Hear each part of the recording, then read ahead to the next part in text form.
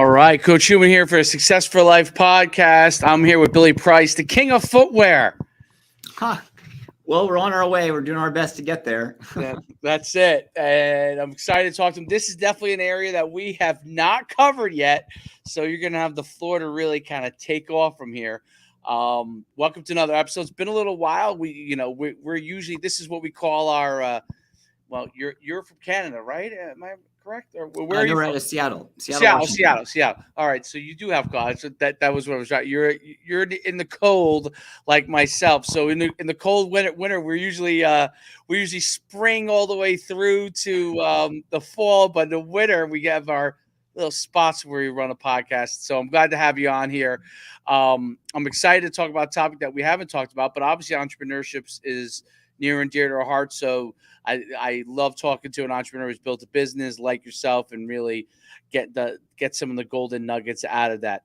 Before we start, Billy, tell everybody a little bit of your background and how you kind of got into this industry. Oh boy, there's a short answer and there's a long answer, but let's start with the elevator version, then we can kind of go from there. So I'm Billy. I'm one of two co-founders of the company Billy Footwear. As the name implies, we are a shoe company based out of Seattle, Washington. And we have kids' shoes, women's shoes, men's shoes, toddler shoes, boots, sandals, you name it. And the premise of our brand is all of our stuff has zippers in the shoe. And essentially there's a zipper that goes on the outside around the toe, where the whole upper of the shoe can fold over and you can drop your foot in unobstructed. That's really the differentiator between our brand and everybody else, is your ability to actually step in to your shoe unobstructed. All the other shoes out there, you have to shove your foot in, but ours, you can step in unobstructed. So the backstory of why that's important is when I was a teenager, I was a freshman in college, and I fell out of a 3-story window. When that happened, I broke my neck, I broke my back, and became a wheelchair user. So my life changed quite a bit. So I couldn't put my shoes on, so I did something about it with my buddy. So that was the idea, and here we are. That's incredible. That's an incredible story. Jeez. Innovation comes from the most interesting situations, right? And it's brilliance what you came up with. So I definitely want to cover a couple things within this marketplace, because that's that backdrop story, which I did read a little bit about that. But it's so interesting is to obviously not the tragedy, obviously, that would happen to you, but the innovation that how you use your mind to be able to take a tragedy and put it into something that has changed not just obviously your life, but many other people's lives. So, and that's what, one of the things we talk about in entrepreneurship is like, there's products that people come up with that are successful from a business standpoint. And then there are products that people come up with that change people's lives. And that's a product like this. So when you came up with the zipper around the shoe, so tell me, like, as far as and in the front and so the uses that many people can use with respect to the shoe, that it makes it different and fundamentally maybe better for people with that different setup. Well, we were just trying to make we wanted to take fashion and function and smash those two worlds together. We didn't want to create something that was radically different. We wanted to create something that was very identifiable in the marketplace, that could live on the shelves of major retailers, could be a very just essentially an easy on, easy off shoe for anybody. The thing was, the added little bonus would be something that me, as someone that doesn't have very good hand dexterity, and someone that has a foot that I can't like make my brain tell my foot to extend, I just have to like actually set my foot in. Someone like myself could also not only enjoy, but be successful. So we were trying to take these two worlds, like the mainstream world and then more like an adaptive world, and combine those two worlds together and create more of a universal design type widget and like a very inclusive type product that anybody could enjoy. So, we thought about, and it worked. I mean, like I was the first prototype, I guess. I was the first one pair of shoes. And just this past summer, we sold our 1,000,000th pair of shoes. So it takes a little while to get there, but we just kept grinding away and never quit. Really interesting. And now, what customer? So demographically, is there a particular focus for this type of shoe? Right. So like when I go obviously to a sneaker store or a shoe store, everybody knows the traditional, for the most part, way the shoes are, right? And the limitation for not just somebody like yourself, but for anybody from putting a shoe standpoint is you literally, if you got a wide foot or something like that, you got to squeeze into, like I do have a big wide foot, got to squeeze into the shoe. And if you get the shoes that, like with kids that don't have laces, right, they come off, they come apart, they fall out of their shoe once they start running around, or someone steps on it. Um, is this type of shoe something that can be widely distributed anywhere? And what are like the multi uses for it? Sure. Well, most definitely, widely used, most definitely. When we first launched, we didn't even have our own e-commerce site. We launched hand in hand with Nordstrom and Zappos. Those were our two major retail partners that we launched with. We were on their shelves for back to school going into August of 2017. And that particular product was targeted just for kids because we figured, like, low hanging fruit. Any parent out there wants their kids to, get their shoes on quickly and get them out the door. So we figured having a nice easy on, easy off shoe for the parent to give to their kids, that was just a great entry point into the market. And it was very successful. And from that success, we were able to go to toddlers and then go up to men's and women's. But if I can go backwards a little bit, Sure, prior sure. to getting into Nordstrom and Zappos, we actually did a Kickstarter campaign where we just like threw it out there just to test the market. And for that, we did a very short run. It was 4,200 pairs of shoes. And there were 2 pairs of kids' shoes, 2 pairs of women's shoes, and 3 pairs of men's shoes. And just threw it out there just to see how the market would respond. And to our delight, the market responded very well. And we got a lot of interesting feedback from that market. One was love the easy on, love the easy off. But we also got questions from those that were approaching it from more of like a functional standpoint, more like the adaptive side. And the question was, do these work well with AFOs? And I had to go to Google to figure out what AFO was. I had no idea what that meant. And what it stands for is ankle foot orthosis, which is more of a plastic rigid brace that one wears on their feet to kind of work through maybe they're weak ankles, maybe there's some sort of like kind of reconstruction of something's going on there, or it's like a weak gait or something like that, working through their gait. And interesting enough, like having that rigid piece of plastic, the challenge they were having was the exact same challenge as myself, where it was so difficult to shove your foot into a shoe. So that was the whole deal, like being able to create something that would work like on a functional level for those that really needed that functional shoe, but also had the aesthetic characteristics of it that could work in the mass market realm. So when we launched for back to school, going out there for on Nordstrom and Zappos, it was received very, very well by both sides of that fence. And it was cool because if you worked on both sides of the fence, there is no fence. It's a very inclusive product for everybody. Yeah, there's no doubt. I have never, until I went on your site and saw it, I had never seen anything like it before. That's what was so fascinating to me about it. And so, as you obviously literally have a first mover advantage, I'm guessing, with respect to this product, and you've had some really fantastic success selling your million shoe. Is there any roadblocks? Because you've climbed the ladder fast with this, right? You've hit it running. A lot of the things you're doing are doing really well. What are some of the, if you haven't had any major roadblocks to this point, what are some of the anticipated roadblocks you may have down the line as I don't know, say Nike turns their interests on you, type of thing. How do you strategically plan to adapt to that? Well, we've had lots of roadblocks. Okay. I mean, I can tell our story and it may sound like a nice linear path, but it's anything but. I mean, there's so many challenges we've had, big setbacks, but we keep going forward. It's never stopped us. It's just slowed us down. The big thing was, meeting the market demand. I mean, when we first started, it was a matter of like getting brand awareness, getting ideas of like what this solution was that people could gravitate towards. So a lot of that had to do with working with just amazing, like building these amazing relationships. So as I say, like we started with Nordstrom and Zappos, we did everything we could to drive traffic to those stores to make sure that they were successful. So they would then reorder and get out there in front of more eyeballs. We did lots of pop-up events within Nordstrom From those events, we then got into more and more independent stores in the Midwest, just because they had their eye on what Nordstrom was doing and their eye on what Zappos was doing, and they wanted a part of it. And then from that, we got on to QVC, which is like the home shopping networks. Then all of a sudden, you're like out there in front of a camera in millions of households.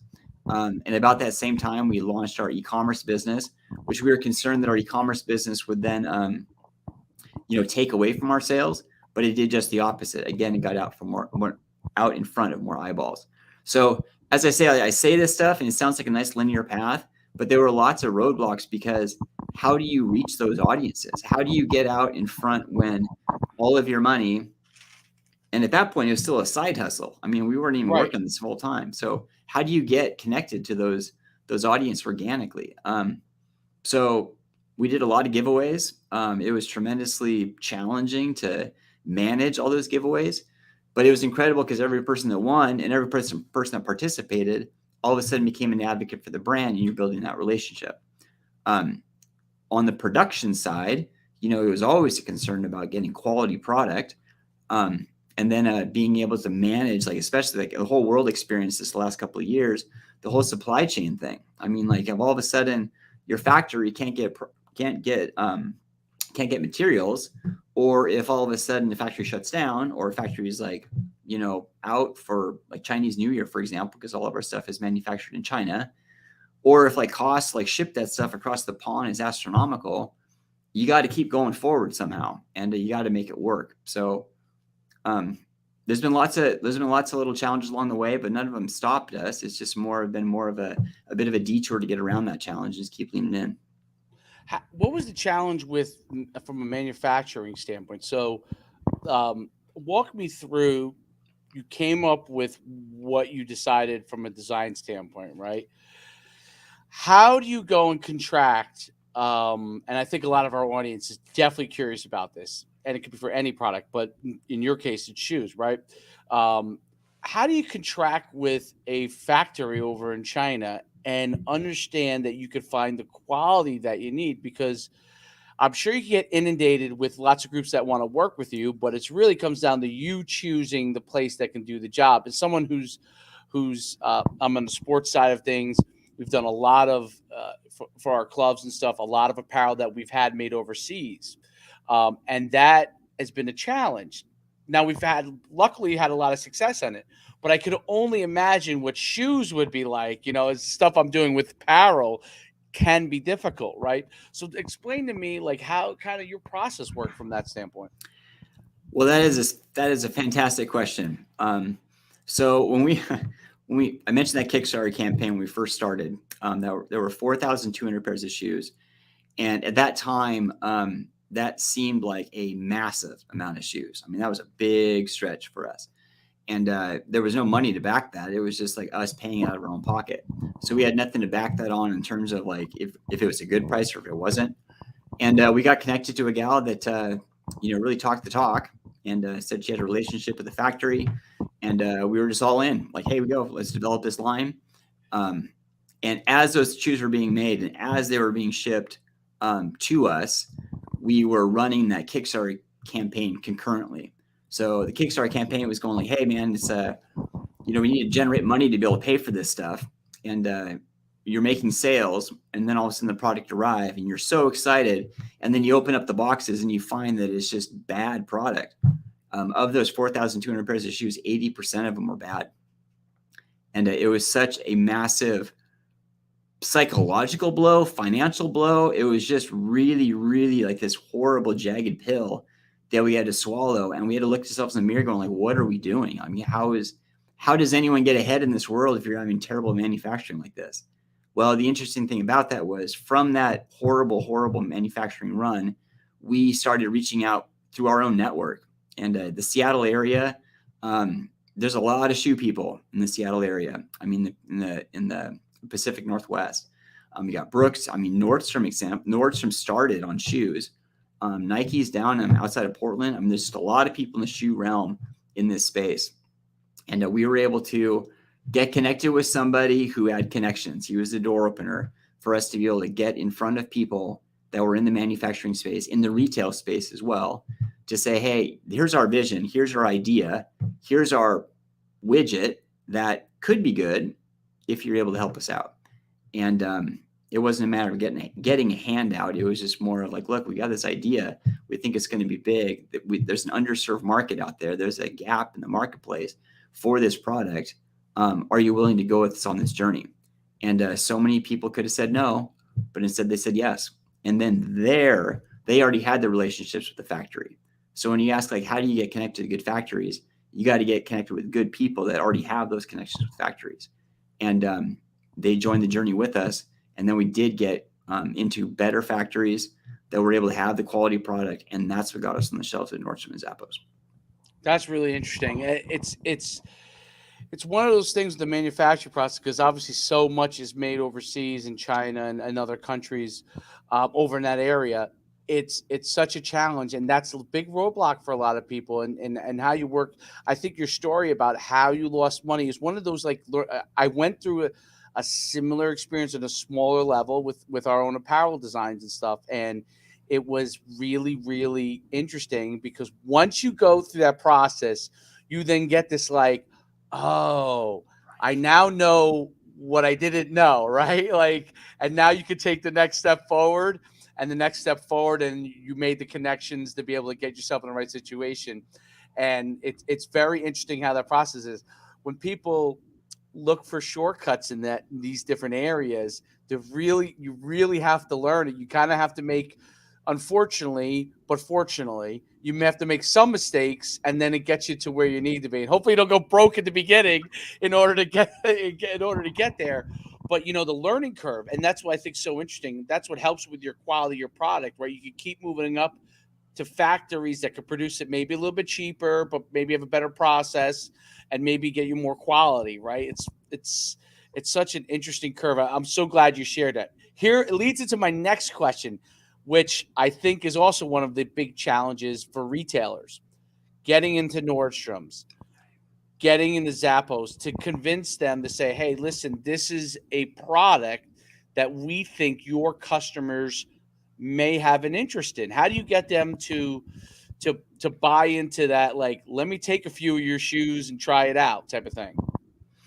Well, that was also just going to the network. It was going to somebody that there was a gentleman that joined our team, and he had lots of connections. He was a shoe dog. He was working the floor as a stockroom guy in Nordstrom in high school and college, and from there he became a sales rep for a number of brands.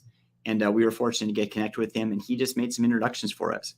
It wasn't like he got us into Nordstrom or got us into Zappos or got us, swung the room in some of these meetings. It was just more, he was able to allow us the opportunity to present and just saying, hey, these guys are onto something, you may want to take a listen. And we would just go in and to tell the honest story and talk about the journey, talk about that epic fail. I mean, talk about like pulling yourself up out of that, out of that misery and going like, look, we're not stopping. We're going to keep going. And this is our idea. And we think this is a huge deal. And Nordstrom gave us a chance, and Zappos gave us a chance. And coincidentally, Zappos, for example, we got connected with Zappos Adaptive. Zappos Adaptive wasn't even on the map yet. It was a subcategory within Zappos, and they realized that they were looking for some sort of product out there, or products that really had like kind of an inclusive edge to it, inclusive, like just filling like this need. And that's right when we were emerging into the space, and unbeknownst to us, we were right on the front end of this like big, massive, inclusion is like a big word right now. I mean, it's like, it's always been around out there, but it's getting a lot of attention right now. And just fortunate for us, we were right on the front end of it. And I don't know, it's just a matter of building relationships. I can think about, because the question you asked, like, how do you get in these stores? I get that question a lot. It's funny because I'm going to other people, being the mentee, like asking like them being the mentor. And now since we have this scar tissue, like all of a sudden I've kind of become the mentor. So people are asking me the same question. And they ask like, well, I got this product. How do I get into Zappos? Like, well, let me introduce you. I mean, that's it. It's like, I can't get you in there, but I can at least introduce you to somebody that works there and present your case and see what happens. And that's worked with a number of brands. So that's pretty exciting. It's incredible to hear it now. My leading question to the next part, and I want to go back after this, but I want to get to this last part before we go back because I want to know, obviously I know the impetus that you came up with it, but before I get to that, I really want to talk about scaling. As someone who's scaled a business before and kind of understands the challenge, now I'm on the event side primarily. But going from a local event program to being national, that was quite a challenge. And so when you scale e-commerce wise, going from one or two Nordstroms to across the country, let's say, um, what are some of the things that you learned in that process of scaling? And you're still scaling because you're at a million, but you're looking to obviously grow much more. What are some of the things that you learned in the scaling part of it? That is, I think, I probably scares entrepreneurs the most. You do well locally, right? You get you're selling some shoes at your local Nordstrom's, and now all of a sudden they say, I need 50,000 shoes. We want to put them in all of these stores. What are some of the things that you learn in the process of scaling your business? Well, so we're very much on the grow, and oh man, there's so many different directions I can go here. So you take me wherever you want to go. Yeah, I would say the big thing is like there's two things you gotta balance, and this is the ever increasing. I mean, even since we've been in the game for a while, we still need to manage this. There's the market demand and the customer demand, and what you can do. And what you can do is really driven by what your cash flow is, and how much money you got in the bank. So this thing was all self-funded, like to start. So Darren's my co-founder. It's the two of us. We were working our day jobs, and this was just a side thing. So all of our money that we were getting from our day jobs was going into the project. So that like all of our day jobs, like that money was like putting food on the table. So the business itself had to have some fuel injection from ourselves, and then money that was from the business would just go right back into the business. We were just sweating, really, like you're just doing sweat equity. You convince other people to join the team, and you just give them equity based on sweat. I mean, that's all, because that's all you have. So you can't get beyond your ski tips. I mean, you got to like be able to grow that responsibly, because it's like, I was told there's going at a business and there's growing at a business. Like if you grow too fast and you can't keep up, like you can't sustain, it's like not sustainable. So there was a lot of like listening to customers, listening to their feedback, and like understanding, like putting things in the pipeline of where we wanted to go, but then managing the money to get there. And then you get those requests from those retailers.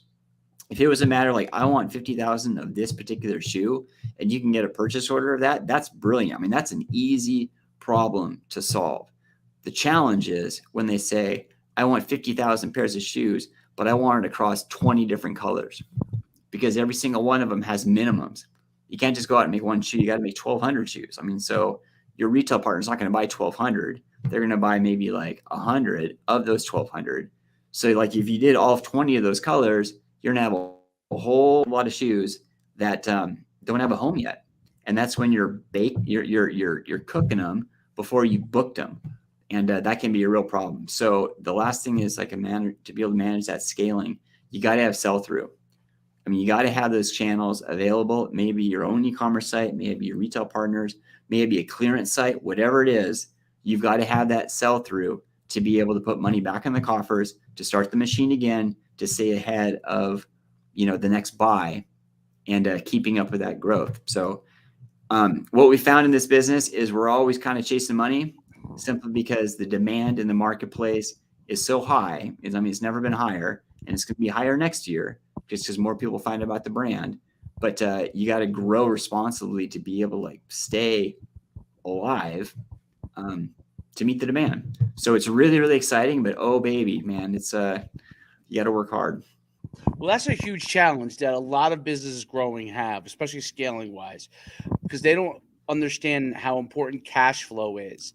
So guys become entrepreneurs like yourself, start to have success, and they think, if I could just take a little bit of a paycheck for myself to live a life, and the grind kind of is being able to, the ability to pour your cash back into the business to create more business is a really important thing. Now, there are other people who are not self-funded, who are getting money from outside that have a kind of cash flow influx. But most people who have to scale have to do it the way that you have done it and have done it successfully. Find different ways to get more cash flow in, sell to get the cash flow in, pour that money back into the business to grow, then take the larger size order because now we have more cash flow to be able to do that. Maybe we add a few more colors now, whereas before we had one or two colors or one or two designs. It's that's the way that you can do it now. You could also do it faster because you're pouring the cash back in, which a lot of people don't understand in business is really a key element to be able to grow successfully. Because in order to be able to keep becoming successful and keep scaling, you have to take a large part of the profits and put it back into what you're doing in order to grow, because until you get mass scale, right, there's scale, but then there's mass scale. When you get mass scale, then you get those economies of scale where all your costs and your outlays are being superseded by your profits, and now you can get the paycheck you want, and the people who are working for you can get the paycheck you want. But until then, you really have to have that hustle grind mode where everything gets poured back into the business and in a smart way. Obviously, you still have to eat food in order to subsist, right? I mean, you can't not eat, but responsibly being able to pour back a good percentage of profits in order to grow. It's really, really smart, and it's the right way to do it. And that also allows you to not have to take what I call bad capital, right? Capital that, because you want to grow so fast, you take money from somebody, whether it's a loan or even if it's equity, and you bring in possibly a partner that out of necessity, not out of what you want. You want to be able to take a partner in because you want to take that partner in. Smart money versus bad money. Brilliant. I mean, it's amazing the way that you're doing it. This is the question I have going back, right? So obviously a tragedy was the impetus. And I implore how amazing it is that you could take a difficult situation and turn it into a beautiful success, and hopefully it continues to succeed, right? I mean, it's people get on stage and talk about this all the time, but haven't had a true, like, you have to be able to overcome adversity. I was played football, right? It's thrown around. I coached for many years. It's thrown around all over the place. You truly had adversity, and there's a lot of ways people can go when adversity happens. And you took a situation which there's a lot of people, and understandably, could really, really struggle forever because of that. And you took that situation and figured out how to make something great from it. My question is, has this always been you? Has this always been, Billy Price? Is that the person that was there, and these are some of the dreams maybe you had, and this became the impetus to, to kind of put the trigger on the drive? Or was it really this tragedy that happened that was the impetus that changed the way you thought about things? Boy, that's awesome. That's an awesome question. And I don't think I've ever been asked it that way. I would say, boy, just thinking it through, I would say who I am today is the person I've always been. However, there's a big however there. When I broke my neck, my life got absolutely derailed. I mean, in that moment, I didn't know who I was. I went to a terribly, terribly dark place. I mean, my mental state was just absolutely destroyed. I mean, I grew up as a fiercely independent kid, a kid that was very inquisitive, played lots of sports, and I was good at them. I just had confidence. I mean, I just had this mindset of, like, if there's any sort of challenge, I could just kind of figure it out, and not be scared to try to figure it out. And if I failed, then I just kind of pick myself up and try to figure it out again, or like whatever. I mean, it was just that was just kind of me. And when I was 18 years old, freshman in college, 3-story header out of a 3-story window, or a header out of 3-story window to concrete. And just like that, I broke my neck, I broke my lower back, a spinal cord injury in both locations, and just instantaneously paralyzed. And I was in the hospital for 5.5 months, just really trying to piece the world back together, figuring out like how to brush my teeth. I mean, just the most mundane things that way I just took for granted, like write your name, like feed yourself, how to dress myself, like what wheelchair to replace my legs, and tackling that terrible unanswerable question, why me? And it was just I would just feed myself poison talk of just like, you know what, it's not worth living if you can't walk.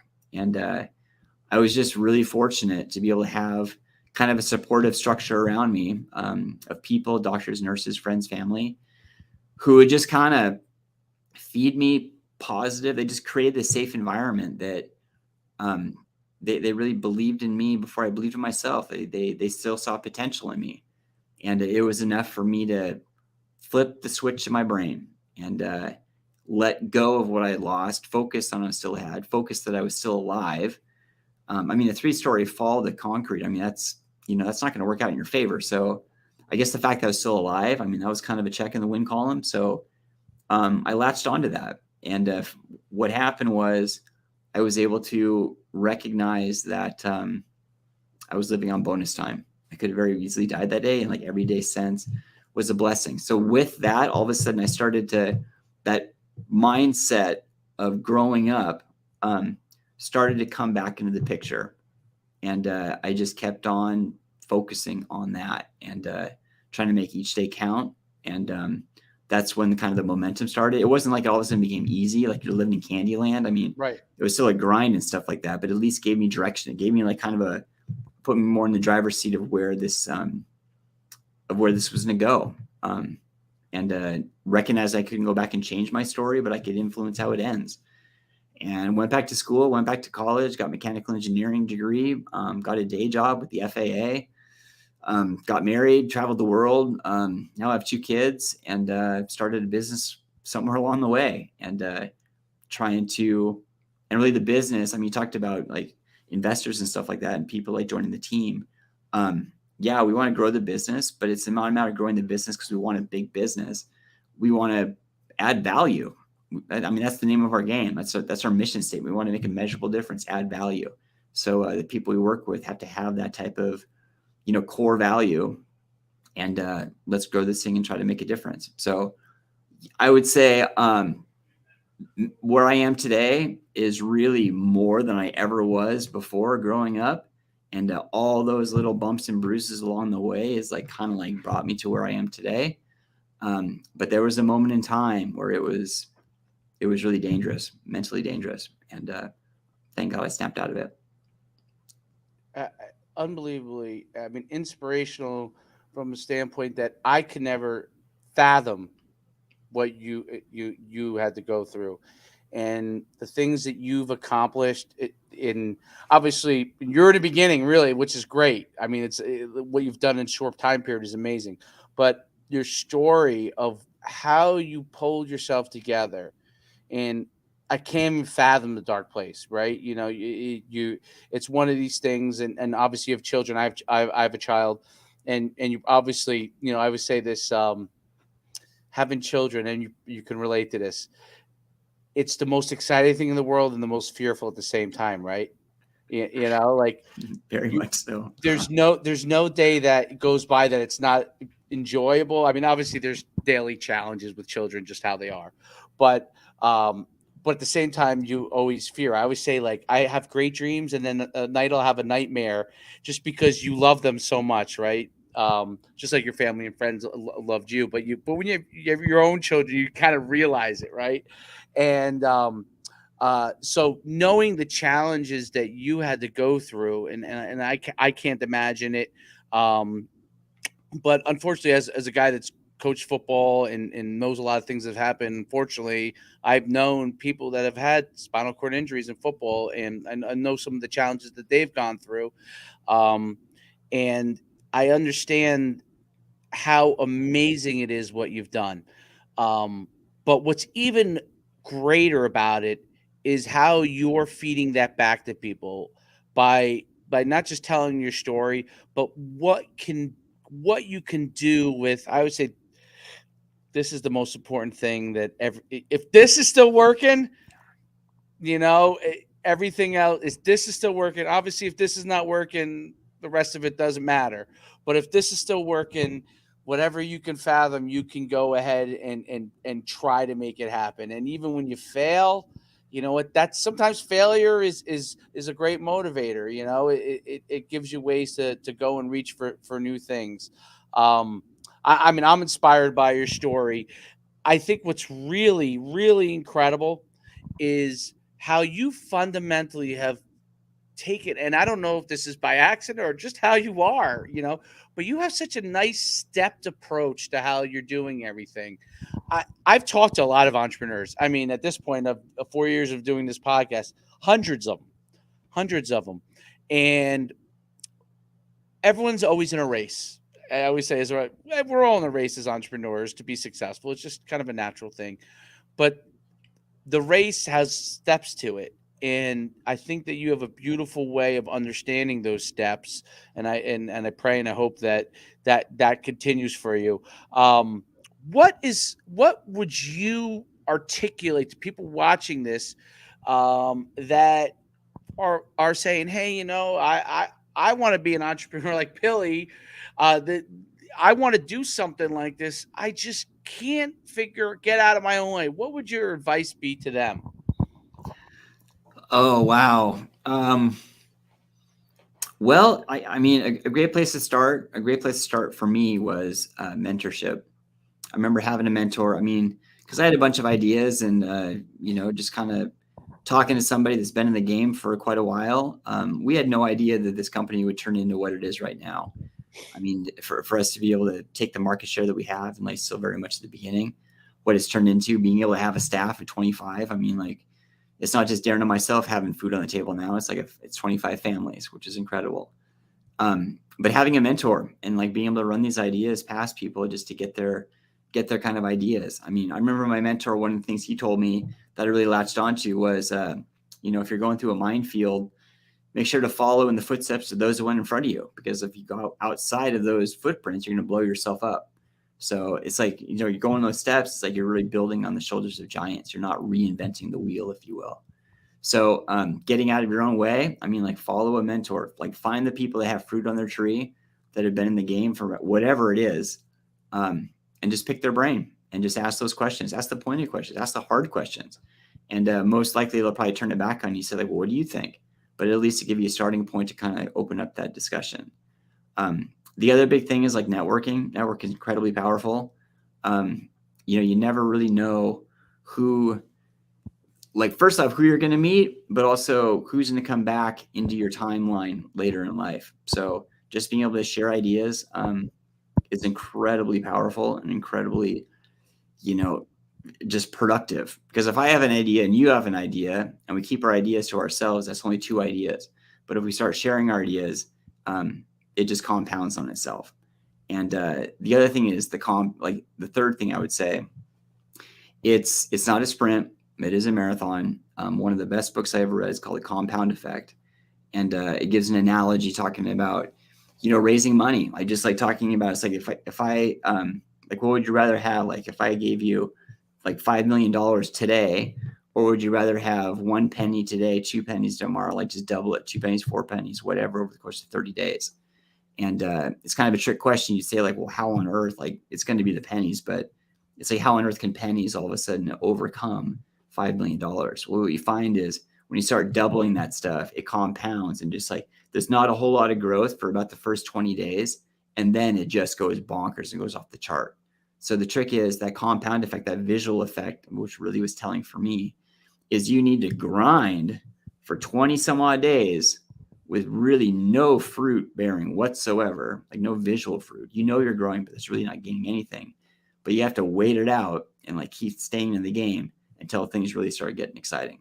So that's the whole deal. Like, get out of your way and to just stay in the game, keep your head down, keep working, tenacity, grit, perseverance, endurance, and you'll be just fine. Billy, Amazing. Thank you very much for coming on the show. Can you tell everybody where they can find your, the shoes, the shoe store physically, online? Obviously, most of the people that here are online probably would go to your e-commerce store. Where can they find you? And any people who are listening to this, I mean, Billy to me would be a fantastic speaker. I'm not pushing you in that direction or anything, but I'm just saying would be a fantastic speaker to have come in and talk about a lot of different things, but really your story, most importantly. Where can people find you? Well, the mothership is billyfootwear.com. That's our e-commerce site, and on there, there's a tremendous amount of information. It is an e-commerce site, so you can buy from us direct, but there's also a tab on there that says store locations, and right on that store locations, you can see all the different places you can buy, and we have partner stores around the planet. We have a lot in the U.S., some Canada, Australia, throughout Europe, as well as South America. So, but also if you go to Google and just put in Billy Shoes, you'll find us all over the place. On social, we keep it simple. It's all at Billy Footwear. So that goes for TikTok, that goes for Facebook, that goes for Instagram, YouTube. I mean, there's so many channels nowadays that just try at Billy Footwear, you'll find us. Yeah, at Billy Footwear. That's easy enough. I mean, I can remember that. So, thanks again for being on the show. Really fantastic story. I wish you the best of success going forward. You're you're an inspiration to me, but I'm sure the people that will come across this podcast, especially as we cut it up, you'll be inspiration not just to people that work with you, but the thousand and maybe one day the millions of people that will hear your story. Thanks again, Billy. My pleasure. Thank you. All right. Have a great day.